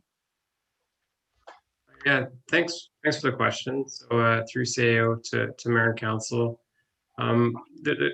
typically, or what we've seen recently for buildings within the floodplain, and there have been some examples like the seniors project on Cliff Avenue. There's another apartment proposal or apartment developments on Riverside.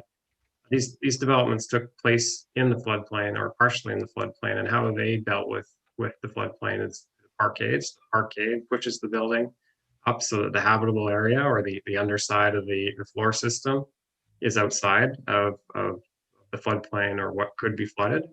So that's how I've seen it recently. And then in other examples, I guess we could look at a proposal where fill is brought into the site, like here, to raise up the site so that the habitable area is outside of the floodplain. So there's different methods to do it. I think the city's perspective is just around public safety and ensuring that there's property damage is minimized in the event of an extreme flood event. Mm-hmm.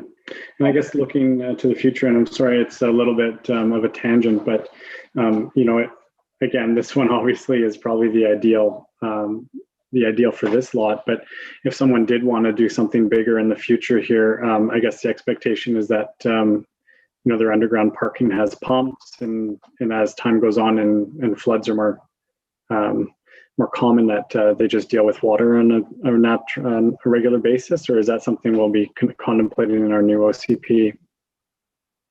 I think through CAO to Mayor and Council, maybe with regard to the OCP question, I could turn that over to Mr. Buck for comment on the floodplain. Or even save it for another time. Maybe I'm a little off here. I can just really quickly respond that in today's process, as Matt outlined, we require the underside of the living space or floor space to be above flood levels. Good examples are our Lewis Center building, Value Village as well, that were raised up in addition to the ones Matt outlined. We also require a geotechnical engineer to certify the site safe for the use intended and under what conditions. That then becomes part of a covenant that's registered on title. So again, even the Lewis Center, we registered a covenant between ourselves in case that property at any time changes hands. With regard to the future, that's something with the OCP that we'll be looking at. No definitive answers have been made. There's lots of different ideas for managed retreat to allowing continued construction with those life safety issues in place. But that's something for sure that will be part of the adaptation process of the OCP. Thanks, Ian.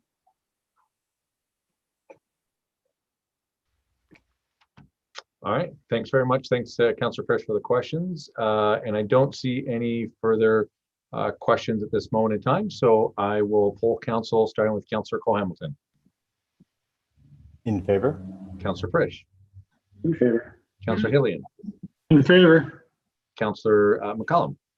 In favor. Councillor Morin. In favor. Councillor Theos. I'm in favor. And I'm in favor as well, and have to agree that this will be an improvement. So I think that's been mentioned a few times. So glad to see this coming forward. Next, we have zoning amendment bylaw 2994 for 310 Hunt Road. I'll move the recommendation, Mayor. Second that. All right. You want me to read it out, I'm assuming? Yeah, if you don't mind, Councillor Morin, that'd be great. I'll move that based on the February 1st, 2021 staff report zoning amendment bylaw number 2994, 310 Hunt Road, council approve option 1 and complete the following steps. 1, that council give first and second reading of zoning amendment bylaw number 2994 to create a new CD31 zone and rezone the property legally described as Lot A, Section 14, Comox District Plan EPP 101533 VIP 74579 from LUC to CD31. 2, that council direct staff to schedule and advertise a statutory public hearing with respect to the above referenced bylaw. And 3, that final reading of the bylaw be withheld pending the registration of a Section 219 covenant on the subject property. Second. Right, that's been first and seconded, and I'll pass it over to staff. Trevor Kushner. One last time over to Matt Fitzgerald. Yeah, thank you through CAO to Mayor and Council. So this is a proposal for a 93-unit hotel development on Hunt Road. This proposal requires that the site is rezoned to a new comprehensive development zone, and that's a zone that's specifically tailored to the scale and type of development which is proposed. I think the delegation provided a fairly comprehensive overview of the proposal, as well as the consultation that went into this proposal. So maybe I'll just conclude that staff are recommending this is given first and second reading tonight, and that the proposal proceeds to public hearing. And with that, I'll answer any further questions or clarification. All right. And we have a few, starting with Councillor Frisch. Yeah, thanks, Mayor. I had a question about the intersection of Hunt Road and Back Road, and my understanding is that's due for some sort of upgrades, possibly a set of lights, but maybe staff want to comment on that. And does this project sort of speed that up, the need for that? And then I have a follow-up after that. Yeah, thanks for the question. So as part of the traffic study, the traffic engineer looked at this proposal, but also looked at the overall region and the background growth that will occur in the region, and how that will impact the transportation system. So it concludes that currently the 4 intersections exist or were studied around the site function at an acceptable level. But with background growth in the year 2032, some of those intersections will begin to operate at a level that's not acceptable. And this is independent of the development proposal. This is going to happen regardless. So I think that's sort of the context I'd add, that the proposal itself isn't going to lead to these intersections failing in the long term or into 2032 horizon. It's the background growth throughout the region that are using these intersections that will create problems and result in the city having to look at improvements. Right, and thanks for that that recap. And I don't want to sound crass, but like, what's the value of this property when it's built up? I assume it's going to add a significant amount to our tax roll. Yeah, I think a development of this scale would add a lot of value for sure. Mm-hmm. Yeah, and I fully understand this won't be the straw that breaks the camel's back in respect to those intersections and traffic, but always something to keep in mind as we're looking forward and assessing developments. So thanks for your help. Bye. And Councillor Cole Hamilton. Yeah, thanks, Mayor.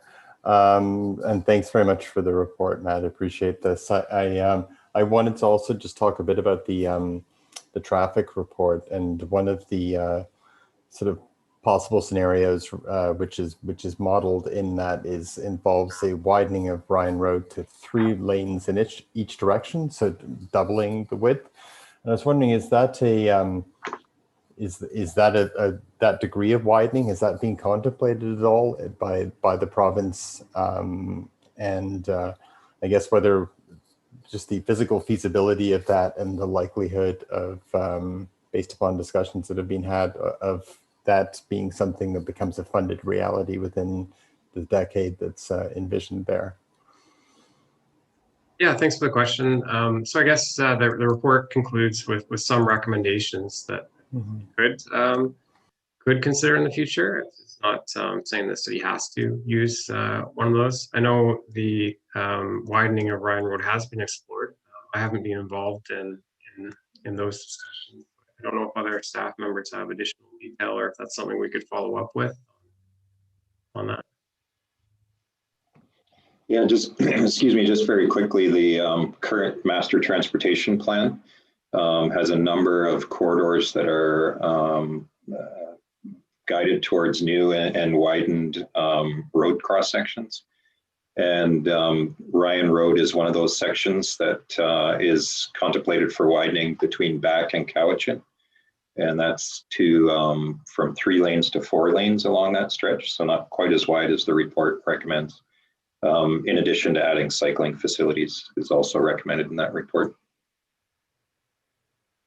Okay, thank you. I knew we'd contemplated widening. I just didn't believe it was in the sort of the range of 6 lanes. Okay, well, thank you very much for clarifying that. Excellent. Thanks, Councillor Cole-Hamilton and Councillor Hilliard. Thank you, Mayor, and thanks to staff for the report. The report's actually pretty comprehensive and deals with a lot of the issues that we might have questions about, including the question around economic impact, $246,000 in development cost charges and an estimated $245,000 in property taxes per year, as well as the jobs that will be created both in construction and on an ongoing basis. My reservations, I will vote in favor of this going to public hearing. I think the people in the neighborhood and the community should have an opportunity to weigh in. And I know we will hear concerns about traffic and about the growing density in this particular area, given the number of large-scale developments we have approved. So I think that at some point we're going to have to really get down to brass tacks with the Ministry of Transportation on Ryan Road. We've talked with them for several years about both crossing safety higher up and the congestion on that road. We know that the intersection of Ryan and the Old Island Highway is one of the most dangerous in the city in terms of accident rates. And here we have traffic reports that basically say within a number of years, those intersections are going to fail. So I appreciate that this development won't tip them over the edge. They're already over the edge. And so that's worth considering. But I really do think we have to come to terms with the traffic in that area and the challenges that it presents. So those are basically my comments, Mr. Mayor. As I say, I'm happy to see this go to public hearing. Oh, and I did have one other question about the impact on the residences behind. I know that we saw the projection of 10 years down the road, the trees are going to be quite high. In the meantime, though, we basically have people who will have in their backyard a parking lot with cars coming in and out at different times of the day and night. And I didn't see whether the fence that was proposed is a sound attenuation fence. Is that something staff can confirm? Thanks for the question. I guess just to add to that, the grade change on the site, and it wasn't highlighted in the presentation or the delegation presentation, but there's a grade change on the site. So it drops from the residential properties onto this proposed development site. So you end up with, it won't, certainly the building will still be visible, but that drop is about a story of height from where at least the plan is to grade the site. So that's a further way that the height of the building has been mitigated. As far as sound attenuation fencing, no, right now it is just proposed as cedar fencing, but that's certainly something we can require of this development, that it be changed to sound attenuation fencing. Thank you. I think we should hold out for that. Sound attenuation fences, if they're properly done, can make quite a difference. And you know, I'm assuming this hotel will have an HVAC and various things like that as well. And given that it's going to take some time for the trees to grow, I think it would give the neighbors some security to know that we do make that requirement. Yeah, and the other question I had was just the impact on any plans that we might have to develop a connection for pedestrians and cyclists through that Tunnel Road area, and whether there might be amenity contributions that could potentially help with that. Thanks for the question.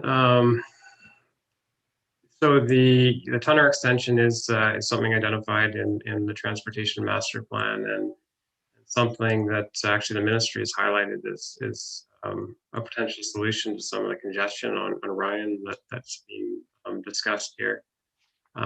So I think if there is a desire to see this extension be realized as a vehicle extension or as a pedestrian and cyclist link, that could be something that council highlights here, and we could go back to the developer and see what their offer is in terms of amenities.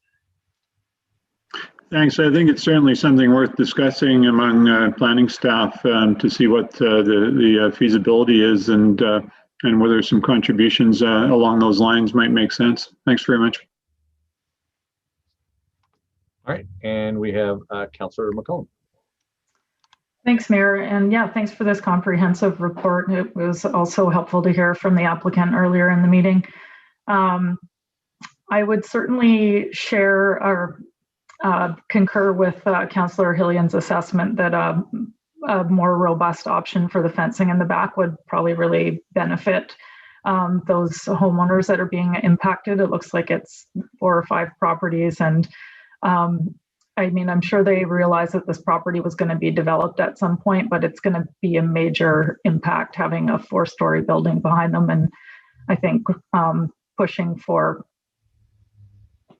better mitigation measures would go a long way at this point. I am in support of the development. I know from sitting on the Economic Development Society board that I've heard repeatedly over the last couple of years that the hotel capacity is underserved, and that there is certainly demand for more hotel rooms in our region, even with the growth in Airbnb and short-term rentals. So I think that this is an overall benefit for the area, and I hope that we see some further support for that at the public hearing, but we'll wait to see how that comes out.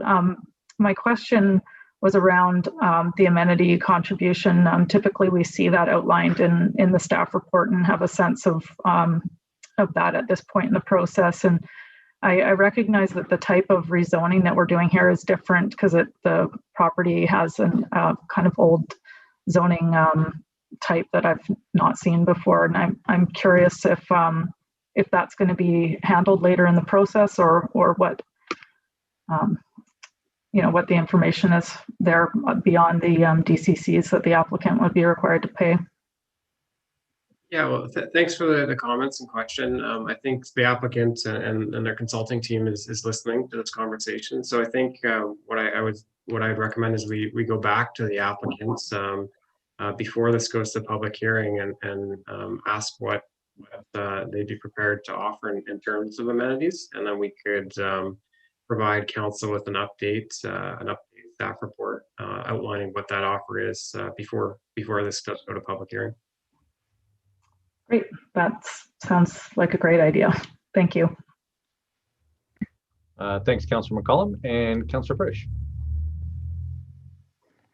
Yeah, thanks. So I'll just add my voice to the idea of finding the best possible solution for those adjoining neighbors and mitigating the impacts of the development, and also to the idea of looking into amenities to help contribute for our master transportation plan, especially the active transportation portion. Thanks, Matt.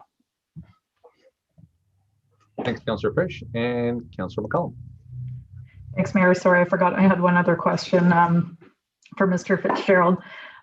Looking at the site or the aerial of the site, I'd always assumed that this particular site went all the way to the corner of Back and Ryan, and I saw that it's actually a rectangular shape, and I'm wondering if you know what the zoning is of that empty lot on the corner. Is it slated to be residential one day, or is it this older?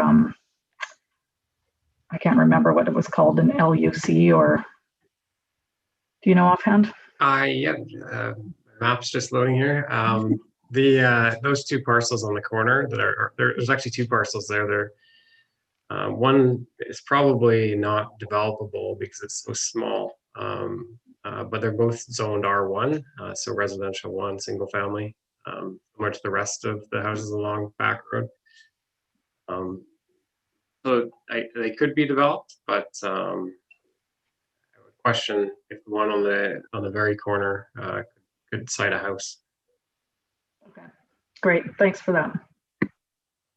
Thanks, Councillor McCollum, and thanks, Matt, for being quick on the mouse there and getting the information. I think it's been a pretty fulsome discussion. One point of clarity, maybe, and I might have missed this. I know when Kevin was talking earlier, and we've talked around the traffic issues. He mentioned that he or that the group had presented a solution to the city and to the province, and I wondered if there was any information or even timelines around that I know there's the widening, but maybe some timelines that might go along with that. Yeah, I think the comments he made were more to do with the recommendations of the report. So it highlights a few different options that he could consider in the future as we head towards some of those service levels. So I think that's what he was referencing.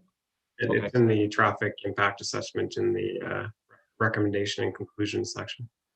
All right. Thanks for the clarification. Appreciate it. And with that, I don't see any further questions or comments from council, so I'll poll council, starting with Councillor Cole Hamilton. I'm in favor. Councillor Frisch. I'm in favor. Councillor Hillian. In favor. Councillor McCollum. In favor. Councillor Morin. In favor. Councillor Theos. In favor. And I'm in favor as well. Excellent. Thanks for that. And next we have external reports, and we got a meeting invitation from John Wilson, the president of the Wilson Group, regarding the Island bus service. Move receipt. Second. Excellent. That's been moved and seconded. And this is basically an invitation to participate in a meeting with the Wilson Group with the Honorable Rob Fleming, Minister of Transportation and Infrastructure, basically in support of the proposal asking the province for short-term emergency funding during COVID-19, basically to provide some intercity busing for the communities that they serve on Vancouver Island. And maybe I'll pass it over to Councillor Hillian. Thanks, Mayor. I'm just curious why this is on the agenda, as normally a request for a meeting with the mayor would just be handled by either an acceptance or a rejection. Was there some particular reason you wanted to have this brought to the council table? Basically to get feedback from council in particular. It's not very often that we get asked for this type of invitation, but given the fact that it is in response to COVID-19, but to kind of gauge the temperature of council on it, whether or not this is something they're willing to support. Yeah, thanks, Mayor. I'd need to be educated on this particular purveyor. I've traveled up and down the island numerous times on Island Link, and I don't know whether they're related or not, but it's always an issue of how you manage to get a bus service that can serve the larger region and make it economical. And I think, I would certainly support speaking with the government about making our transportation system as effective as possible for folks who need it. Thanks, Councillor Hillian. Appreciate that. And Councillor McCollum. Yeah, I just wanted to say that I'm certainly supportive of trying to help this business with their request. It's my understanding or I seem to recall that the Tofino bus was bought by Wilson Transportation for the very reason that I think it's pretty hard to make a go of serving small communities on Vancouver Island and in other parts of Canada. So I think it's very worthy, especially during this time, that that we would support a business that's looking for some provincial help to keep the lights on, so to speak. So yeah, just wanted to add my comments. Thanks. All right, thank you, Councillor McCollum and Councillor Frisch. Yeah, I'm basically the same thing. I mean, I don't really know the ins and outs of this business model, but I do think it's really important to have intercity bus service for those who don't have their own car to get around. I think it's really important. So I would support you attending the meeting at least if you have the time, and or having someone from council do it, and then maybe reporting back if that's appropriate. But yeah, I mean, if there's support from the province to be had for intercity busing, I think it would be a great thing. Thanks. Thanks, Councillor Frisch and Councillor Paul Hamilton. Without repeating everyone's comments, I'd say I'm very much in the same opinion. I think having inter-community bus service on the island is crucial, and without knowing the exact financial circumstances, I can imagine this is an extremely challenging time, and if we can provide some support to keeping them going until times are better, that makes perfect sense to me. So thank you for your time taking the meeting then, Mayor. My pleasure, and like I said, just want to get a bit of a temperature, so that helps me with that. It is just for receipt, so I will take this as unanimous receipt on behalf of council. And next is reports and updates from council, and I know that Councillor Hillian had an item. Thanks, Mayor. I'll just reference two things. First of all, two very excellent events this week. The Community Foundation's annual presentation of its grants to community agencies, and the Chamber of Commerce Gala Awards presentation, which both of these events were virtual this year. And both of them, in my view, highlighted the superlative nature of both the organizations and the businesses that we have in the Valley, the innovation and adaptability that they've demonstrated in response to the pandemic, and the degree of social and environmental awareness in the operations of very many of them. I just couldn't be more impressed by both of these events and the engagement of our community at this time. I also wanted to acknowledge the recent passing of former Comox Councillor John Marinas. Many of you will know that John was a Dutch immigrant who founded a business in Comox, who was a volunteer firefighter, who was involved in so many charitable activities, the most well-known of which was probably the Ducky 500 race through Rotary. I don't think there was anyone who sold more Ducky tickets than John. He was a community volunteer, and he was a Comox councillor who was awarded the Freedom of the City. And I knew him through the soccer community, where he was a stellar member who always made a point of, when people were having a beer afterwards, collecting the tabs from their cans and putting them out for charitable redemption. So somebody who really enriched the community over very many years, and I join all those in the community who mourn his passing. Thank you. Thanks very much, Councillor Hillian, and I certainly would agree with all those sentiments. Did any other councillors have any reports to bring forward? I don't see any. Oh, Councillor Theos. Thanks, Mayor. And I just thought I'd give, I wasn't sure if I was going to comment on this, but the meeting is going by fairly efficiently. So I felt a very brief commentary in regards to the regional library meeting that I attended a couple of days ago on Saturday. We had our AGM meeting, and during that AGM meeting, we do have a new chair for the board, and that is Gabby Wickstrom. We also have a vice chair, Daniel Arbor, one of our Comox Valley Regional District representatives. And I feel both of those two members are going to do a fantastic job, along with the newly elected executive. And just I wanted to touch on the fact that we did highlight the project that Courtenay Library's facility upgrades will be moving forward this year. We had the plans of having that completed last year, and obviously with challenges faced with COVID, that set us back a little bit. But it was confirmed at the meeting on Saturday that this year those improvements will be seen and moved forward with. Thank you. Thanks, Councillor Theos. Really appreciate that. And if there's no other councillor updates, I've got a few things. We did have an EOC, the Emergency Operations Center policy group first meeting with the leaders from the Comox Valley, meeting with our medical health officer, Charmaine Enns, and starting to discuss around communications and stuff, especially as COVID-19 continues. Also attended another OCP meeting. And again, these have all been amazing meetings, and even with COVID-19 safety protocols, staff have done just an amazing job to keep the process moving forward, to stay engaged with people, to make sure we're getting as much feedback as possible. There's a lot of policy and a lot of decisions that council is kind of waiting on this OCP to come back to help give us that sort of lens for the next 10 years. And so really want to thank staff for all the work they're doing.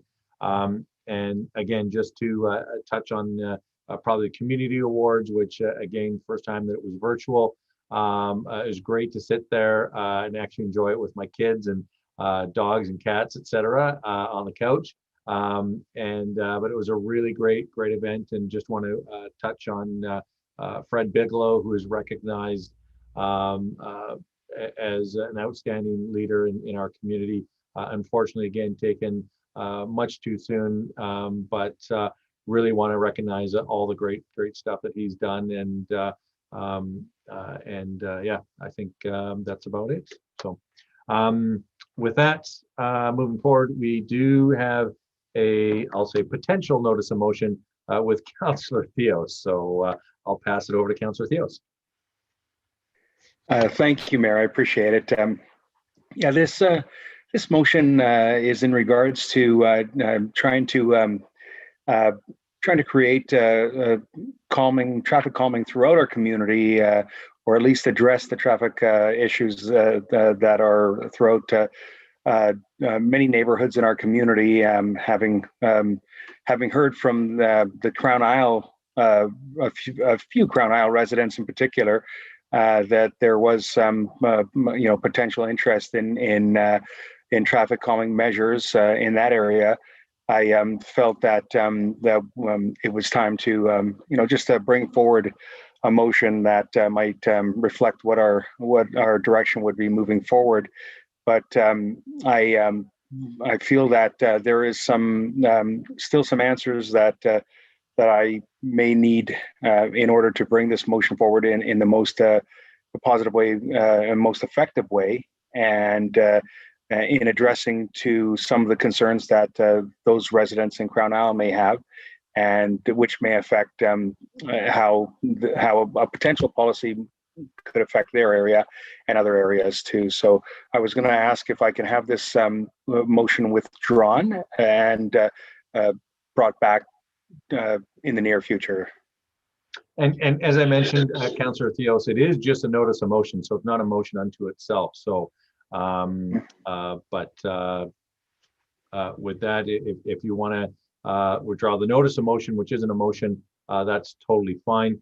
But as we've spoken about before as a council, this is something that the leaders of the Comox Valley have discussed. It's something that's gone to UBCM and ABICC in the past in terms of creating lower speeds in residential areas right across the province, which would be great from a standardization standpoint.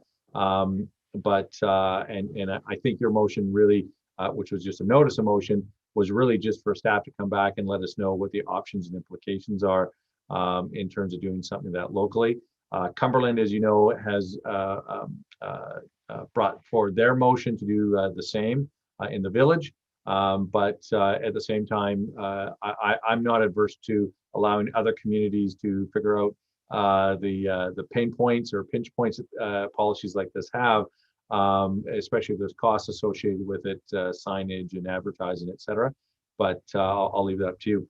I do see that Councillor Frisch has put up his hand. So Councillor Frisch. Yeah, thanks, Mayor. I was just going to show some support for Councillor Theos's notice here, and to say that when he decides to bring it back as an actual motion, that I would be very interested in supporting it and hearing sort of what some of the ideas are for that area, and also hearing about our traffic transportation master planning, where that's at. I know that it's sort of highlighted as a active transportation corridor, and so I'd be happy to talk about that when he thinks the time is right. Thanks. Excellent. Thanks, Councillor Frisch. And with that, I don't know what that was, so it's almost a notice of motion, but again, notice of motion doesn't mean it's coming back right away, but we'll put it in abeyance for now, and if you come back with something that's crafted a little bit more articulate in terms of capturing what you want it to do, fair enough. Thanks with that, yeah, no problem, Councillor Theos. With that, we do have one bylaw for first and second reading. If somebody would like to move that. Yeah, Mayor, I'm happy to move that zoning amendment bylaw number 2994 2021 for 310 Hunt Road, which is a bylaw to amend zoning amendment bylaw 2500 2007 to create a new comprehensive development zone and rezone the land use contract LUC to 31 zone to facilitate the development of a 93 unit hotel, pass first and second reading.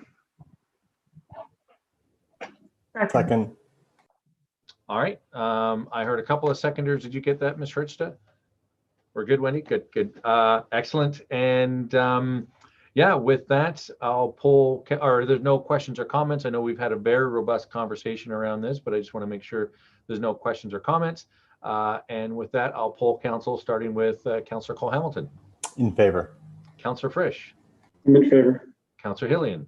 In favor. Councillor McCullum. In favor. Councillor Morin. In favor. Councillor Theos. In favor. And I'm in favor as well. Excellent. Only one thing left on the agenda. Move adjournment. Second. Excellent. Anyone opposed?